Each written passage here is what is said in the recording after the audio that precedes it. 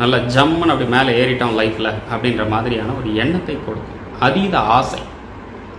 அதே சமயத்தில் சில முக்கியமான விஷயங்கள், முடிவுகள், இது எல்லாத்துலேயும் டைரெக்டாக முன்னாடி நிறுத்தக்கூடிய தன்மையை இந்த ஏழரை சனியானது கொடுக்கும்.